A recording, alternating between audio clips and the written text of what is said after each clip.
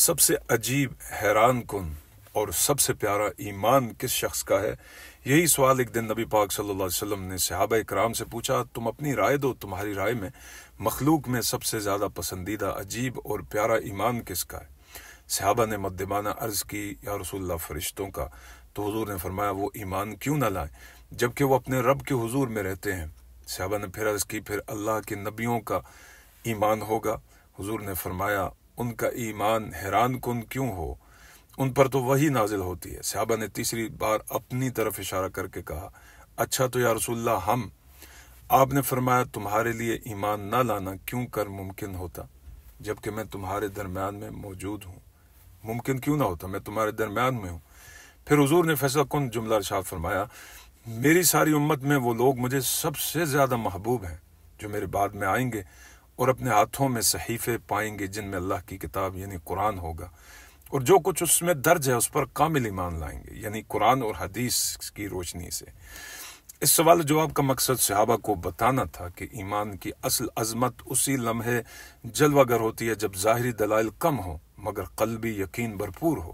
فرشتے نورانی اور معصوم مخلوق ہیں، ان کے لیے تو نہ کفر کا امکان ہی نہیں ہے، اس لیے ان کا ایمان تعجب انگیز نہیں۔ انبیاء کرام روز روشن کی طرح وحی کے مشاہدے میں رہتے ہیں، لہٰذا ان کے یقین کے اسباب بھی کامل ہیں۔ صحابہ کرام نے براہ راست رسول اللہ صلی اللہ علیہ وسلم کو دیکھا ہے، معجزات ملاحظہ کی ہیں، چہرے انور کی زیارت کی ہے اور جبریل کو انسانی صورت میں آتے جاتے دیکھا ہے، اس لیے ان کے ایمان کو شہادت کی تائید حاصل ہے۔ اس پس منظر میں رسول اللہ صلی اللہ علیہ وسلم نے اس روشن نسل کی فضیلت بیان فرمائی جو قیامت تک آنکھوں سے دیکھے بغیر محض قرآن اور حدیث کی خبروں پر ایمان لائے گی اور نبی پاک صلی اللہ علیہ وسلم سے محبت کرے گی۔ ان کا ایمان لانا خالص ایمان بالغیب ہوگا، جسے اللہ تعالیٰ نے سورہ بقرہ کی آیات میں اہل تقوی کی امتیازی صفت قرار دیا ہے۔ الذین یؤمنون بالغیب، یعنی وہ لوگ جو غیب پر ایمان لاتے ہیں۔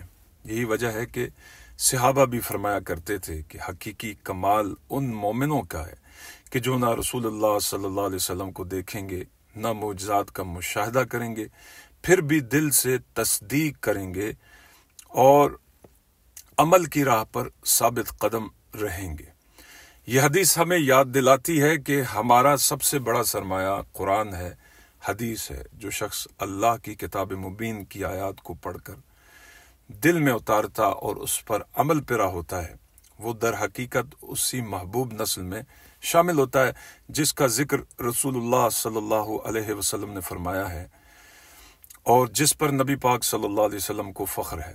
لہٰذا ضروری ہے کہ روزانہ تلاوت قرآن مجید کو تدبر کے ساتھ کیا جائے، قرآن پڑھا جائے، قرآن کے ساتھ اپنے تعلق کو مضبوط کیا جائے اور رسول اللہ صلی اللہ علیہ وسلم کی سیرت کا مطالعہ کی جائے، نبی پاک صلی اللہ علیہ وسلم کی احادیث کو پڑھا جائے، احادیث کو سیکھا جائے، اور اسی تاکہ محبت کا جو رسول اللہ کی چراغ دل میں روشن ہے وہ بجھنے نہ پائے، یقین تازہ رہے اور عمل کا چراغ اسی طرح روشن رہے۔ چنانچہ شاعر کا یہ مصرع ایمان کی اس حقیقت کا آئینہ دار ہے کہ حسن یوسف پر کٹیں انگشتیں زلاں مصر میں، سر کٹاتے ہیں تیرے نام پہ مردان عرب۔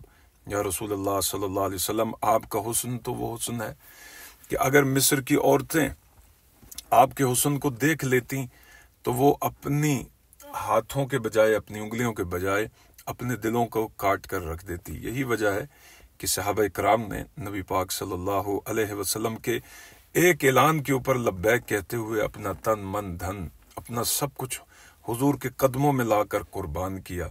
صحابہ کرام نے نبی پاک صلی اللہ علیہ وآلہ وسلم کے چہرے اقدس کو دیکھ کر اپنی شہادتیں پیش کی، لیکن ہم وہ لوگ ہیں، ہم تو ٹھہرے گناہگار، لیکن بعد میں آنے والے جنہوں نے حضور کو دیکھا نہیں ہے لیکن حضور سے بے پناہ محبت کی انگت مثالیں ہمارے ارد گرد بھی موجود ہیں، پہلے زمانے میں بھی موجود ہیں۔